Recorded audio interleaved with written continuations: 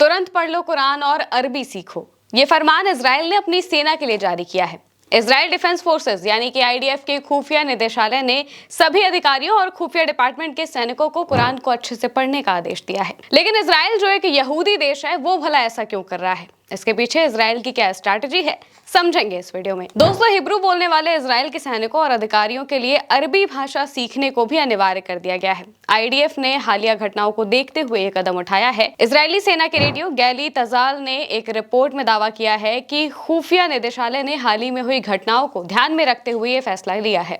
निदेशालय के आदेश के मुताबिक सभी सैनिकों और अधिकारियों के लिए अरबी भाषा को सीखना और इस्लाम को पढ़ना अनिवार्य होगा, फिर चाहे वो सेना में किसी भी पद पर हो, उनमें अरबी भाषा का ज्ञान जरूरी है। दरअसल इजरायली सेना ने यह फैसला 7 अक्टूबर 2023 के हमास के हमलों को ध्यान में रखकर लिया है।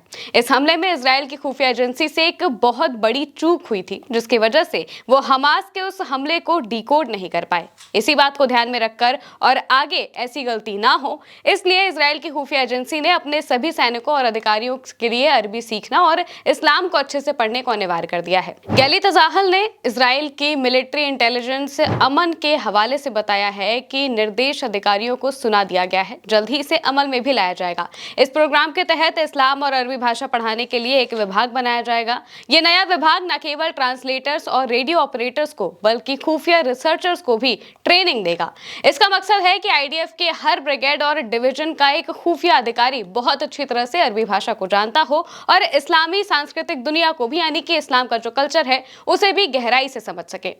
इस प्रोग्राम के तहत अब नए भर्ती हो रहे सैनिकों को भर्ती से पहले ही अरबी और इस्लाम को पढ़ाया जाएगा। अधिकारियों और अस्थायी कर्मचारियों के लिए अलग से ट्रेनिंग की व्यवस्था की जाएगी। इस प्रोग्राम का उद्देश्य अगले साल तक सभी खुफिया अधिकारियों और सैनिकों को इस्लाम की ट्रेनिंग देना और 50% को अरबी भाषा सिखा देना है। इसके अलावा इजराइल हूती और इराकी बोलियों में स्पेशल कोर्सेज भी शुरू कर रहा है। खुफिया जानकारी के मुताबिक हूतियों के पीछे जो एजेंट्स लगे होते हैं, उन्हें उनकी बातें समझने में कई दिक्कतें आती हैं। सवाल ये भी है कि सबको अरबी और कुरान पढ़ाने की जरूरत क्या है? एक स्पेशल ग्रुप तक भी ये सीमित हो सकता था, लेकिन इसकी 4 बड़ी वजहें हैं। दरअसल इजराइल मुस्लिम देशों से घिरा हुआ है। उसके पड़ोस में जॉर्डन, तुर्की, सऊदी, यमन और लेबनान जैसे देश हैं, जहां इस्लाम हावी है। इजराइल के ज्यादातर पड़ोसी देशों में अरबी बोली जाती है, सिर्फ इजराइल में ही हिब्रू भाषा है।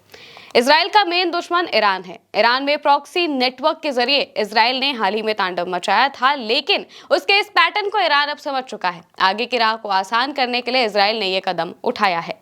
इजराइल में टॉप कमांडर तो लैंग्वेज की वजह से चीजों को आसानी से डिकोड कर लेते हैं, लेकिन नीचे स्तर पर इसे सफलता नहीं मिल पाती है। इस्लामिक शिक्षा और अरबी को लागू करने के पीछे इसे भी एक वजह माना जा रहा है। मोसाद को असली डर हूती से है। हूती के विद्रोहियों के भाषा को मोसाद के अधिकारी आसानी से डिकोड नहीं कर पाते हैं। इस कठिनाई को भी खत्म करने के लिए इजराइल ने यह कदम उठाया है, यानी कि इजराइल अपनी गलतियों पर काम कर रहा है।